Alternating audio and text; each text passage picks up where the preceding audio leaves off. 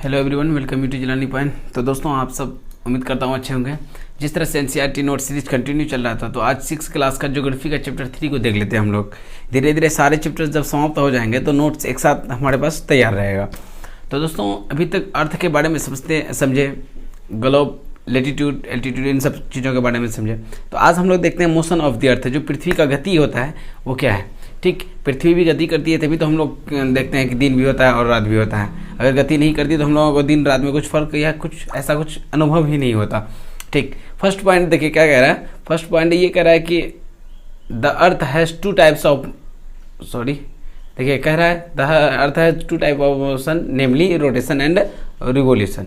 पृथ्वी का दो मुख्य गति होता है अगर बात करें हम लोग, एक होता है रोटेशन और एक रिवोल्यूशन। अब हम लोग समझते हैं रोटेशन और रिवोल्यूशन क्या होता है। तो देखिए रोटेशन के बारे में, rotation is a movement of earth, rotation is a movement of earth on its axis. Rotation उसको कहते हैं जब पृथ्वी गति किस पे करती है, खुद के एक्सिस पे करती है। इसी के कारण day and night take place because of rotation.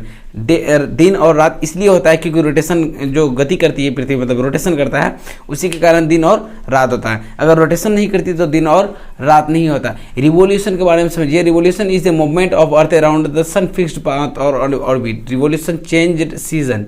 Revolution जो होता है वो अपने फिक्स्ड पाथ पे होता है, वो ऑर्बिट पे होता है, जिसके कारण से क्या होता है कि सीजन, मौसम ही बदल जाती है। अब समझाते हैं रोटेशन और रिवोल्यूशन में क्या फ़र्क है।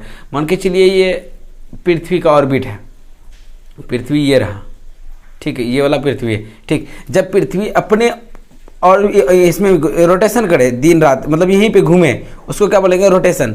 जब अपने एक्सिस पे करे, एक्सिस समझते हैं ना आप लोग, मान के चलिए ये एक्सिस है, एक्सिस पे गति करे, अपने एक्सिस के चारों ओर घूमेगा, तो क्या होगा कि कभी ये वाला हिस्सा सूरज के सामने जाएगा, कभी ये वाला हिस्सा सूरज के सामने से हटेगा।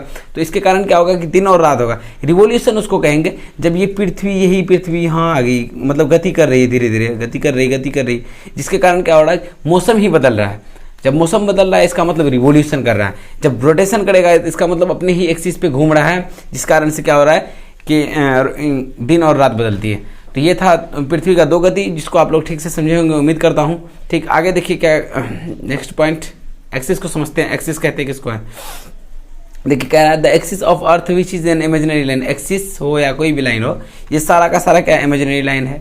Has an angle of 66 whole 1/2 on its orbit plane. अपने ऑर्बिट प्लेन पे वो सारे 66 डिग्री का कोण बनाती है।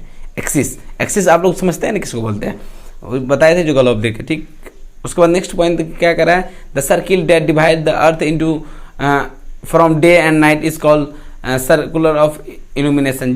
जो सर्किल होता है, मान के चलिए पृथ्वी का ये वाला हिस्सा पे लाइट पड़ रहा है, ये वाला हिस्सा पे अंधेरा है, तो उस सर्किल को क्या बोलते हैं, जो सर्कल बनता है उसी को क्या बोलते हैं, सर्कल ऑफ इल्यूमिनेशन। ठीक, अब हम लोग रिवोल्यूशन को समझते हैं। रिवोल्यूशन को समझते हैं हम लोग। कह रहा है कि revolution the second motion of earth around the sun orbit are called revolution. मतलब सूरज के चारों ओर परिक्रमा करने वाला है, या अगर बात करें पृथ्वी की दूसरी गति, दूसरा मोशन के बारे में, तो वो क्या है, रिवोल्यूशन। जो कि सूरज के चारों ओर वो घूमती है, पृथ्वी रिवोल्ट करती है। 365 दिन लगते हैं। देखते हैं, इसको समझते हैं। It takes 365 day 6 our. 365 दिन और 6 घंटे लगते हैं इसको पूरा करने में, पूरा कंप्लीट होने, रिवोल्यूट सूरज के सामने घूमने में, सूरज के चारों तरफ। तो इसीलिए भी consider as a continuous 365 days, क्योंकि हम लोग साल में जानते हैं 365 दिन होता है, तो हम लोग ये बोलते हैं साल में एक बार घूमती है। But ignore 6 days for the sake of convenience, मतलब खुद को संतुष्ट करने के लिए हम लोग क्या करते हैं, 6 घंटा को इग्नोर कर लेते हैं। ये जो 6 आवर अगर हम लोग देखें, अगर 4 साल बाद वही 6 आवर क्या बन जाएगा, 1 डे बन जाएगा। 6-6-24 नहीं होता है जी। मान के चलिए आज का अगर 6 घंटा आप बचा लिए, ऐसे ऐसे करके 4 दिन बताए, 24 घंटा बचा लिए, इसका मतलब 1 डे बचा लिए। तो क्या होता है कि एक दिन ऐसा होता है जब वो 6 डे को जोड़ देते हैं, फरवरी में जोड़ते हैं अक्सर, क्या होता है वही महीना फरवरी का 29 क्या रहता है, उसी को हम लोग क्या बोलते हैं, लीप ईयर बोलते हैं। ठीक, तो ये था उसका फंडा कि लीप ईयर क्यों होता है। लीप ईयर 4 साल में एक बार आता है। उसके पीछे कारण क्या था कि 6 आवर जो हम लोग इग्नोर कर रहे हैं, वही 6 आवर को उसमें ऐड कर रहे हैं। ठीक, उसके बाद नेक्स्ट पॉइंट देखिए, surplus day is added on the month of February. ये जो बचा हुआ दिन होता है, क्योंकि हम लोग 6 घंटे को 4 साल 6 घंटे को इग्नोर करते हैं, जिसकी वजह से 6-24 घंटा होता है, तो एक 1 डे हो गया। उस डे को हम लोग किस में जोड़ते हैं, फरवरी महीना में जोड़ते हैं। ये सब आप लोगों को समझ में पहले से भी आ रहा होगा, लीप ईयर शायद, लेकिन आज अच्छे तरीके से समझ में आ गया होगा।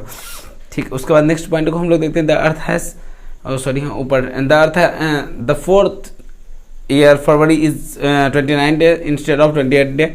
आप सब जानते हैं कि एक ऐसा साल आता है फरवरी के लिए जो कि 29 दिन का होता है, किसको छोड़ के 28 दिन को छोड़ के। This will be 366 day called leap year. उसी साल को क्या बोलते हैं हम लोग? लीप ईयर बोलते हैं। ठीक, उसके बाद देखिए the earth goes around the sun on elliptical orbit. Elliptical orbit के थ्रू ही वो क्या जाता है? सूरज के चारों ओर परिक्रमा करती है। मतलब ऐसा नहीं भाई कि अजीब सा, अपना एक फिक्स्ड ऑर्बिट भी करता है, उसी को क्या बोलते हैं? इपिलिटिकल। ठीक, क्योंकि आप लोग सब जानते हैं यहाँ अगर सूरज है तो वो कैसे घूमती है? ऐसे करके घूमती है।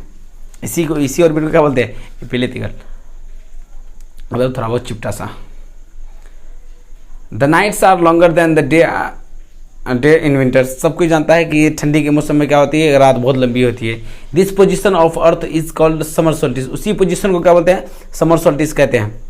On 22nd December, tropic of Capricorn gets direct sun rays of the sun as the south pole it's towards। क्योंकि 22 दिसंबर की बात कर रहा है, तभी क्या होता है? सूरज किसके सामने रहती है? Topic of Capricorn. क्योंकि हम लोग किसके अगल बगल में है? टॉपिक ऑफ कैंसर के बगल में है। तो हम लोगों के पास सबसे ज़्यादा क्या होगा? सबसे बड़ा रात होगी और वहाँ सबसे बड़ा दिन होगा। In summer the southern hemisphere winter, in northern hemisphere this is called winter solstice.